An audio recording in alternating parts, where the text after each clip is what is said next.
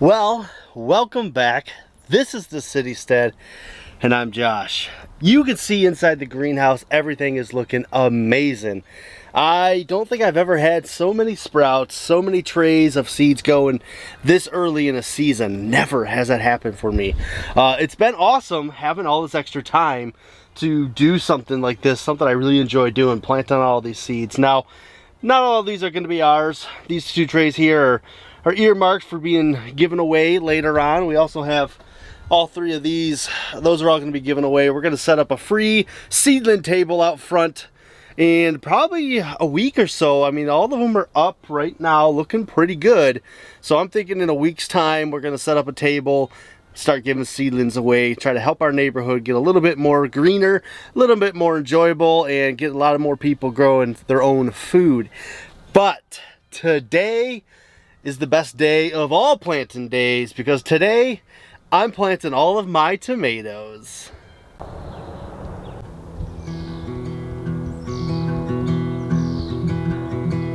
In the field of shadows, where flowers stand like trees, by the cover of a willow, he got down on his knees.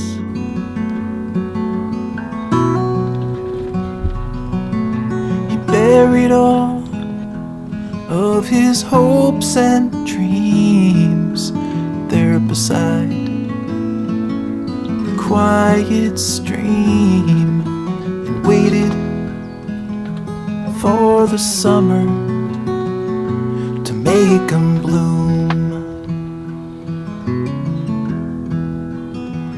With the shovel in his sore hands, he dug a hole so deep, and he took his dream plants and sat him down to sleep.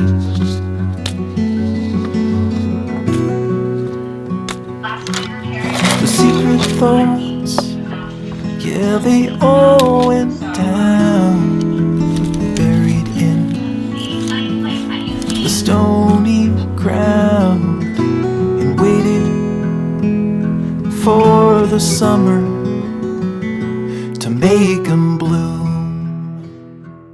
So how many of you guys got extra big eyes this year and bought a ridiculous amount of tomato seeds? I'm not going to say I'm guilty of it, but yeah, I bought way too many tomatoes. I don't know what I was thinking, you know. I mean, obviously, you see tomatoes and you just fall in love with the wonderful colors of them, and you know that homegrown tomatoes are going to taste amazing. So you got to get a bunch of them, and that's what I did, but it's all right. I had to narrow it down, made it a little bit hard what I was going to actually plant. So we're going to start with just a handful of them, and I know I'm going to end up planting a ton more before this is all over. Some of the ones I'm going to grow this year are Aunt Ruby's German green. Looks really cool. The Tigerella, I kind of like the striping look on it. I think that's going to be really neat. I want to try this Moro tomato. It's from a new seed company that we just found, so I'll link it up there. We did a little review on them.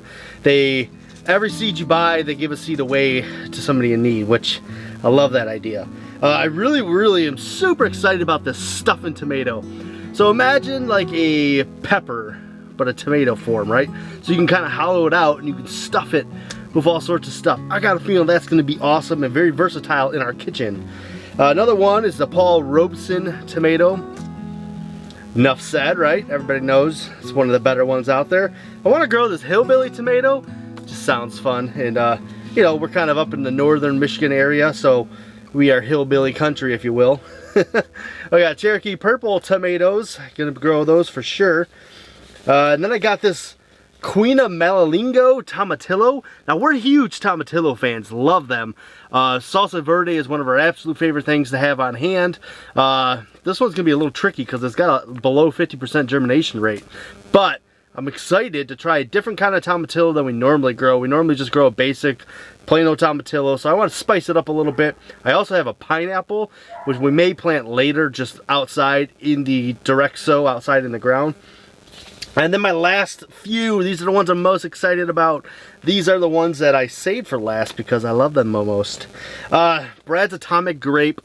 Everybody says how great this one is. I really like cherry tomatoes, like a grape tomato. Something maybe the kids will be interested in. I mean, if it looks anything like that, I think my kids might actually try it. I got the early Detroit tomato. You guys seen me talking about this, touting it up a little bit. It's kind of a do-all type tomato. It's good for sauce, canning, slicing. Anything you can think of, it basically is good for, and it's adapted to our area, which really is something I'm really impressed with, and I just really interested in trying it and something new. And if you know anything at all about this channel, if you've watched any of our videos in the past, when it comes to tomatoes, you know that there's an absolute favorite that I have that I will never not grow, and that would be this guy right here. The pineapple tomato. Everybody has their opinions on what the best tomato is, and most of them are wrong unless their opinion is that the pineapple tomato is the best, because it's absolutely true. Says me, and I am the law. Well, at least at the Citystead. Well, not even at the Citystead. In this greenhouse, I am the law. It's the only place I actually have a say that matters. All right, I gotta get planted. Come on, let's do this. So I'm going to do, when I do my tomatoes, I'm not like everybody else. A lot of people will plant into smaller cells, and then they up pot their tomatoes when they get bigger and they get to time. I usually never have the kind of time to do all that kind of extra effort, so I usually always start my tomatoes right in the 4-inch pots. I got a whole bunch of them. I've been collecting them for a long time. That's just how I start them because it's easier for me. I don't have to worry about ever up potting them. You know, if something happens work-wise, I work too many hours, or, you know, all the stuff that usually happens to me with work. If they happen, I miss the chance to pot everything up, so I always just start at a bigger pot. That way I don't have to worry about it. And they grow fine. I mean, I've never had any issues at all with them.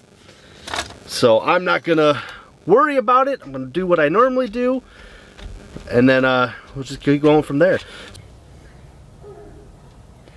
So I usually plant 2 seeds in a hole when I do my tomatoes, just give them a better chance of sprouting.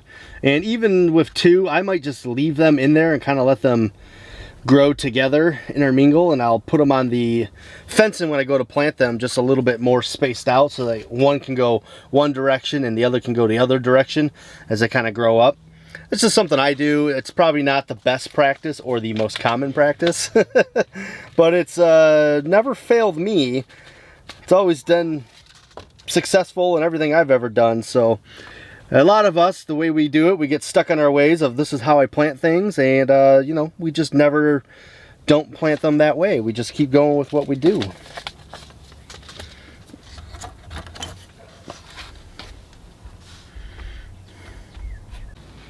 So what is your guys' favorite tomato? Tell me down below, you know, the one that you can't live without. Like, if you could only go down to like 4 varieties of tomatoes, what are the 4 that would make it? For me, the pineapple is always top, so I definitely need to have pineapple. I would have to have a tomatillo of sorts. I don't know which one. I can't nail it down yet because there's a couple I haven't tried yet. But for sure, tomatillo's on my list. The pineapple one. Probably the Cherokee Purple. I think it's a really good one. And then, I don't know. I got a 4th one. I'm still not exactly... Like, I don't have a 4th one nailed down. But I do have 3 that I know for sure I'm always going to be growing. What are your 4? Do you have 4?